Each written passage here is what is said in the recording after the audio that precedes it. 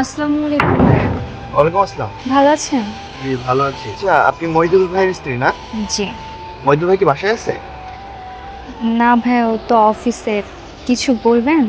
না, আব্বু একটু ওনাকে ডেকেছে। কি দরকার আমাকে বলতে পারেন ভাইয়া। আসলে বিষয় হচ্ছে কি, আব্বু তো সিদ্ধান্ত নিয়েছে সামনের মাস থেকে বাসা ভাড়া 1000 করে বাড়াবে। সবকিছুর যেই দাম চারিদিকে, আপনি একটু মইদুল ভাই আসলে আব্বুর সাথে দেখা করতে বলুন। ঠিক আছে। এইভাবে বছরের মাঝখানে যদি ভাড়া বাড়ায় তাহলে কি চলে? এমনি দেশের এই অবস্থা, তার মধ্যে কথা নেই বার্তা নেই, হুট করে বাড়ি ভাড়া বাড়িয়ে দিবে। কি করবে, সব কিছুই তো দাম বেড়েছে, এই জন্য হয়তো ভাড়া বাড়াচ্ছে। আমরা এই বাসা ছেড়ে দিলে অন্য কাউকে ভাড়া দিয়ে দিবে, তাদের তো কোনো সমস্যা নেই। সব কিছুর দাম বাড়ছে ঠিক আছে, আমার তো বেতন বাড়ে নাই। এরকম ভাবে চললে আমরা বাঁচবো কিভাবে?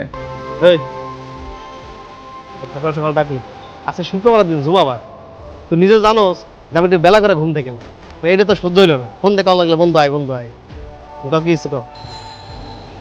দোস্ত, আমার টাকা লাগবে। হ্যাঁ, নতুন সংসার না, টাকা তো একটু লাগবে। আচ্ছা তোর পায়ের কি অবস্থা রে? পাপ আছে মোটামুটি। দুপুরবেলায় মামা শ্বশুর আসবো, অনেক বাজার সদাই করা দরকার। মামা শ্বশুর আসবো, তা যা বাজার করে নিয়ে আই। তুই আমার 2000 টাকা দিতে পারবি? আমি হয়তো বা তোর এই মাসে সব টাকা ফেরত দিতে পারবো না, কিন্তু আগামী মাসে দিয়ে দিব। হ্যালো, আসার সময় একটু শসা আর টমেটো নিয়ে এসেন তো, সালাদ করব। আচ্ছা। ঠিক আছে, তাড়াতাড়ি আসেন। হ্যাঁ, আচ্ছা তাহলে মানে 2000 টাকা আছে, তাহলে এক কাম কর, বাজারে যা, আমি তো বাড়িতে ঘুমাই। এই শোন, আজকে রাতের বেলা তুই কিন্তু আমার বাড়িতে খাবি। আরে না, মামা শ্বশুর আসবো, আমি ওর সামনে খাইতে পারবো না। মামা শ্বশুর দুপুরবেলায় আসবে, আর তুই তোর ভাবির কাছে প্রথম দিন কি আপনার ঠিক আছে? ঠিক আছে, আসুন বাজারে যা। হ্যাঁ ঠিক আছে। এরকম বাসায় থাকিস কিভাবে? দম বন্ধ হয়ে যায়। না মামা, কোনো সমস্যা হয় না তো। আমরা দুজন মানুষ না, দুজনের জন্য এই বাসা ঠিক আছে তো। এসব কথা বলে নিজেকে সান্ত্বনা রাখা যায়, মানসিকভাবে শান্তিতে থাকা যায়। সব হবে মামা, আস্তে আস্তে সব হবে। কিভাবে হবে বল? ওর মাকে আমি কতবার বলেছি যে আমার পছন্দের ছেলের সাথে বিয়ে দিতে, কথাই শুনি।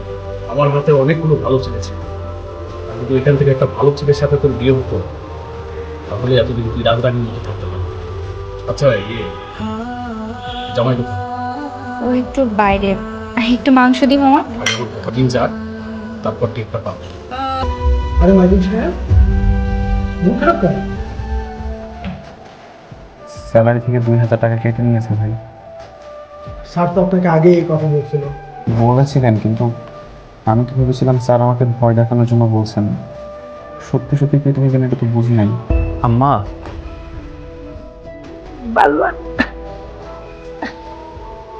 তুমি আইসো বাজান? তুমি কখন আসছো? আমি তো বাজান দুপুরের দিকে আসছি।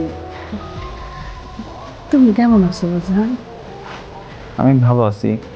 মার চিকিৎসার জন্য তো এখন টাকা পয়সার দরকার, আর আপনার যে বেতন, এ দিয়ে তো চিকিৎসা করা সম্ভব না। মামা আমাদের আজকে এত দেরি করতেছে কেন? আইতেছে না কেন? মোবাইল করছিলা? হ্যাঁ মা, ফোন করছিলাম, বললো আজকে কাজের অনেক চাপ, একটু আসতে দেরি হবে। আজকে আসতে আপনার এত দেরি হলো যে? একটু কাজের চাপ বেশি ছিল। আর তাছাড়া তোমাদের জন্য একটা গুড নিউজ আছে। কি গুড নিউজ? এখন থেকে আমাকে রোজ একটু দেরি করে ফিরতে হবে। আমার অফিসের টাইম শেষ হয়ে গেলে আমাকে এক্সট্রা করে আরো 5 ঘন্টা কাজ করতে হবে। এর জন্য আমি এক্সট্রা টাকাও পাবো। এক্সট্রা টাকা পাবেন ঠিক আছে, কিন্তু সারাদিন অফিস করার পর আবার এক্সট্রা 5 ঘন্টা ডিউটি করবেন, পারবেন? কষ্ট হয়ে যাবে না?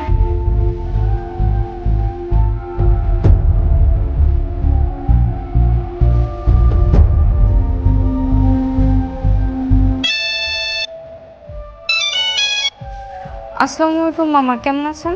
কেমন আর থাকবো, যে স্টপ করি নাই সেটাই থাকবো। কেন মামা, কি হয়েছে? হয়েছে না? এই তোর সেদিন কি বলেছিলি তোর স্বামী যেন কি চাকরি করে বলছিলি? একটা কোম্পানিতে।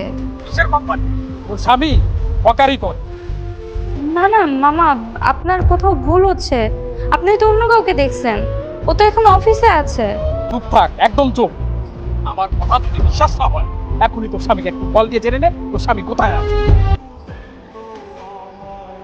হ্যালো, হ্যাঁ, কোথায় আপনি? আমি তো অফিসে কাজ করতেছি। অফিসে? এত মানুষের চিৎকার, আমার তো মনে হচ্ছে আপনি রাস্তায় আছেন। তার মানে মামা সত্যি কথা বলেছে। মামা? মামা কি বলছে তোমাকে? সেটা বাসায় আসলেই বলবো। আপনার হকারি শেষ হলে চলে আসুন। আপনি আমাকে একটা মিথ্যা কথা বলবেন না। আপনি এতদিন ধরে আমাকে কত মিথ্যা কথা বলছেন, আমি শুধু সেটাই ভাবছি। রেহানা, আমি সকালবেলায় বাসা থেকে বের হই অফিসের জন্য, আর তারপর বিকালবেলায় বাসায় ফিরে আসি, এটা সত্যি। কিন্তু এর বাইরে যে 5 ঘন্টা এক্সট্রা সময় অফিস করার কথা বলেছিলাম সেটা মিথ্যা ছিল। আর সেই সময়টা আমি সত্যি সত্যি রাস্তায় দাঁড়িয়ে হকারি করি। কিন্তু হকারি করেন কেন? কিন্তু জানো আমাদের সংসারের কত অভাব আর কত টানাপোড়েন চলে। ভেবেছিলাম হয়তো বা এক্সট্রা এই 5 ঘন্টা কাজ করলে যে টাকাটা ইনকাম হবে সেটা দিয়ে আমাদের বাড়ি ভাড়ার খরচটা উঠে আসবে। তুমি আমাকে ভুল বুঝো না, আমি যা কিছু করতেছি শুধুমাত্র আমাদের এই সংসারটার জন্য করতেছি। কি বলছেন আপনি এগুলা? আমাদের এত খারাপ সময় চলে আসছে যে সংসার চালানোর জন্য আপনাকে ফুটপাতে দাঁড়িয়ে হকারি করা লাগবে? আমাদের এই সংসারটা তো তুমি এক হাতে সামলাচ্ছ, তুমি নিজেই জানো আমাদের এই সংসারের কত খরচ। এই টানা পোড়ানোর মধ্যে যদি উন্নতি না করি তাহলে আমরা ভালো থাকবো কি করে বলো? আগামীকাল আমি গ্রামের বাড়ি চলে যাইতে চাই। কি কর মা? কেন আপনি গ্রামে যাবেন কেন? এই থেকে আমার কি করবো মা, আমার তো ডাক্তার দেখানো শেষ হয়ে গেছে। বরঞ্চ গ্রামে গেলে গ্রামের আলো বাতাস লাগলে আমি আরো তাড়াতাড়ি সুস্থ হয়ে যাবো গো মা। তাইলে আমিও আপনার সাথে গ্রামে চলে যাব। আপনি আমার জন্য ব্যবস্থা করেন, আমি আর এখানে থাকবো না। এটা তুমি ঠিক বলা, আমার সাথে যাইবা মানে? নিজের হাতে কি সুন্দর করে সংসারটারে সাজাইছো, এই সংসার ফলায় তুমি আমার সাথে গ্রামে চলে যাবা? হ্যাঁ মা, এত খরচ, এত খরচ তো বহন করা সম্ভব না। ঢাকা শহরে অনেক চাহিদা, খালি টাকা আর টাকা। আমি চলে গেলে আপনার ছেলে কোনো একটা মেসে উঠে যাবে, খরচ কমে যাবে না। তাই বলে তুমিও চলে যাবে মায়ের সাথে? সারাক্ষণ দুশ্চিন্তায় ভোগার চেয়ে গ্রামে যেয়ে থাকা অনেক ভালো। আপনার কি মন খারাপ? আমরা ঠিকঠাক পৌঁছে যাব। আরে মন খারাপ করার কিচ্ছু নেই, আমার তো এখানে একটুও ভালো লাগে না। চারিদিকে এত ধুলাবালি, আমার একটুও সহ্য হয় না। তাই না? হ্যাঁ, দেখেন না চারপাশে এত মানুষের গ্যাদারিং, এত হইচই, আমার খুব বিরক্ত লাগে। আমরা গ্রামে ভালো থাকবো, আপনি মাঝে মধ্যে যে আমাদের দেখে আসেন। যাবো তো, ছুটি পাইলেই তোমাদের কাছে চলে যাবো।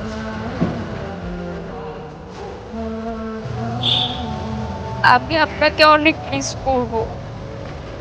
আপনি মন খারাপ করেন না, আমার কথা মনে পড়লে আমাকে দেখতে চলে আসেন।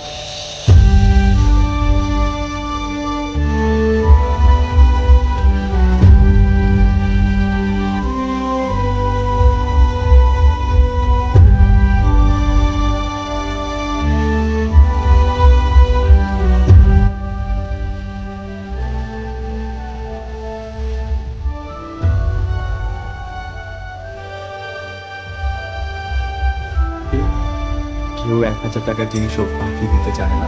ভিডিওটি ভালো লাগলে লাইক, কমেন্ট, শেয়ার করে চ্যানেলটি সাবস্ক্রাইব করুন। আর সেই সাথে এই ভিডিও সম্পর্কে আপনার মূল্যবান মতামত জানাতে ভুলবেন না। কিন্তু ধন্যবাদ।